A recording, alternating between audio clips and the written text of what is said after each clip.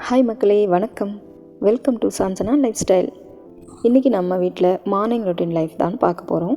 காலை நேரத்தில் எங்கள் வீட்டில் என்னென்ன விஷயங்கள் நடக்குதுன்னு உங்களுக்கு ஷேர் பண்ண போகிறேன். அப்படி ஷேர் பண்ணுறதுனால எனக்கும் மைண்டு ஃப்ரீயாக இருக்கும். மறக்காமல் சப்ஸ்கிரைப் பண்ணி சப்போர்ட் பண்ணுங்கள் ஃப்ரெண்ட்ஸ். இப்போ பார்த்தீங்கன்னா காலையில் 3 மணிக்கு எழுந்திரிச்சிட்டேங்க. வீட்டில் எல்லோரும் அமைதியாக தூங்கிட்டு இருக்காங்க, நான் மட்டும்தான் எழுந்திரிச்சிருக்கேன். இப்போ கிச்சன் எல்லாம் சுத்தம் பண்ணிவிட்டு பாத்திரம் எல்லாம் நீட்டாக கழுவி வச்சுட்டு அதுக்கப்புறம் போய் குளிச்சுட்டு வந்து சாமி படத்துக்கு விளக்கேற்றி பூஜை பண்ணி இதோ இந்த மாதிரி வேலையெல்லாம் கம்ப்ளீட்டாக பண்ணியாச்சுங்க. அடுத்ததாக வந்துட்டு எனக்காக ஒரு சின்னதாக குட்டி பிரேக் எடுத்துக்கிட்டேன். இந்த டைமில் இஞ்சி ஏலக்காய் தட்டி போட்டு கமகமன்னு ஒரு டீயை போட்டு குடிச்சிட்டு சமையல் வேலையை ஸ்டார்ட் பண்ணிட்டேங்க. நான் வந்துட்டு டீயெல்லாம் அடிக்கடி குடிக்க மாட்டேங்க. எப்போயாச்சும் குடிக்கணும் போல் தோணுச்சுன்னா இந்த மாதிரி டீ போட்டு குடிச்சிக்குவேன். இப்போது 2 கப் அரிசி எடுத்து நல்லா கழுவிட்டு குக்கரில் மூடி போட்டு வச்சாச்சுங்க. நாளைக்கு காலையில் என்ன சமைக்கலான்னு யோசிச்சுட்டு இருந்தப்போ என் ஹஸ்பண்ட் வந்து முள்ளங்கி பொரியல் பண்ணிவிடுன்னு ஏற்கனவே சொல்லியிருந்தாரு. அதனால் நேற்று நைட்டே முள்ளங்கி தக்காளி இதெல்லாம் வாங்கிட்டு வந்து வச்சாச்சுங்க. ஆனால் பார்த்திங்கன்னா முள்ளங்கியை சாம்பாரில் போட்டாவே நம்மெல்லாம் அதை எடுத்து ஒதுக்கி வச்சுருவோம். இப்போ பொரியல் பண்ணால் அது எப்படி சாப்பிடுவாங்கன்னு வேறு தெரியல. இப்படி யோசிச்சுக்கிட்டு யூடியூப்பில் முள்ளங்கி பொரியல் எப்படி பண்ணுறது அப்படின்னு தேடி அதில் ஒன்று செலக்ட் பண்ணி இப்போது செஞ்சிட்ருக்கேங்க.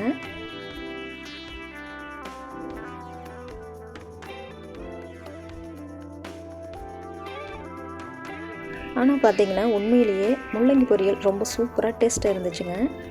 இப்போது அதை எப்படி செய்யலான்னு பார்க்கலாம் வாங்க.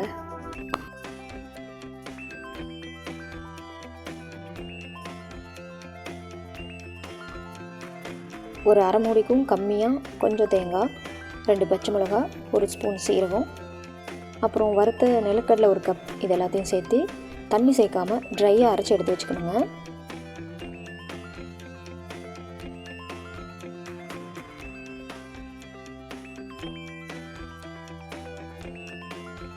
பாருங்கள், இந்த மாதிரி தான் நம்ம ட்ரையாக அரைச்சி எடுத்துக்கணும். அடுத்ததான் முள்ளங்கியை தோல் சீவி நல்லா கழுவி எடுத்துக்கிட்டு இந்த மாதிரி பொடி பொடியாக கட் பண்ணி வச்சுக்கலாம். இதுக்கப்புறம் ஒரு கடாயில் எண்ணெய், கடுகு, கடலைப்பருப்பு, உளுத்தம்பருப்பு, 2 காஞ்ச வரமிளகாய், கருவேப்பிலை போட்டு தாளித்து விட்டுடலாம்.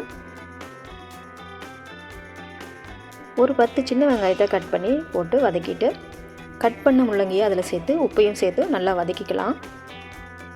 காய் நல்லா வெந்து வந்ததுக்கப்புறம் நாம் அரைச்சி வச்சுருக்கிற தேங்காய் துவையில் இதில் கொட்டி ஒரு 2 நிமிஷம் சிம்மிலே வச்சுருந்து அதுக்கப்புறமா ஒரு 2 கிளறி இருக்கணும். அப்படின்னா டேஸ்டான முள்ளங்கி பொரியல் தயாராகிடும்.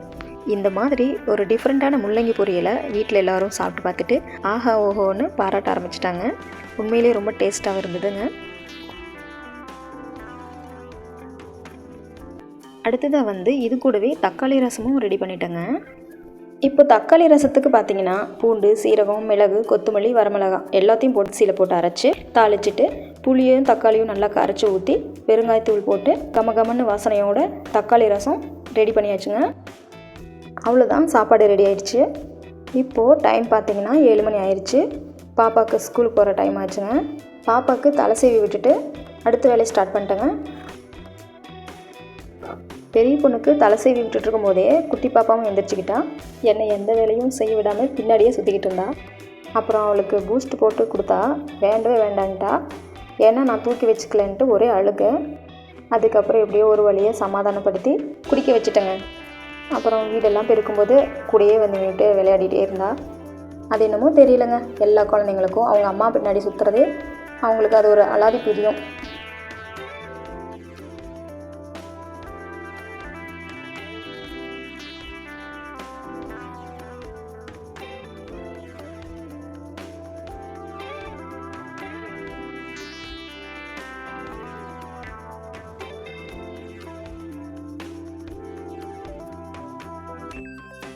இந்த குட்டி மேடம் என்ன சாப்பிட்றாங்கன்னு பார்க்குறீங்களா?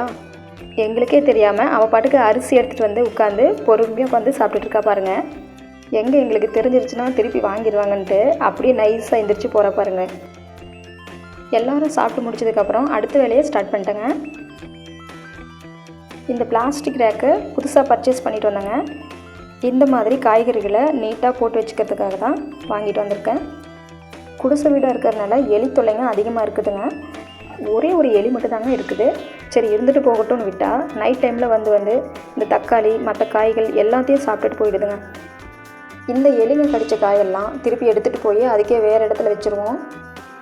இதுக்கு என்ன தான் வழி அப்படின்னு பார்க்குறபோது தான் இந்த மாதிரியான பிளாஸ்டிக் ரேக் வாங்கி யூஸ் பண்ணிகிட்ருக்கோங்க. இப்படி லாக் பண்ணி வச்சா எல்லா காயும் கெட்டு போயிடாதான்னு நீங்கள் நினைப்பீங்க. நம்ம ரெகுலராக சமைச்சோம் அப்படின்னா எதுவுமே கெட்டு போகாதுங்க. இதனால் பார்த்திங்கன்னா ஒரே ரேக்கில் எல்லா காய்கறிகளையும் போட்டு வச்சுக்கிறதால நமக்கு நிறைய இடம் மிச்சமாக இருக்குங்க. ஓகே ஃப்ரெண்ட்ஸ், இதுதான் எங்களுடைய one day morning routine life. இதுக்கப்புறமும் இன்னும் நிறைய வேலை இருக்குங்க. எல்லாத்தையும் வீடியோவை எடுக்க முடியல. நம்ம அடுத்த வீடியோவில் பார்க்கலாம். மறக்காமல் லைக் பண்ணி சப்ஸ்கிரைப் பண்ணி எனக்காக சப்போர்ட் பண்ணுங்கள் ஃப்ரெண்ட்ஸ். தேங்க்யூ.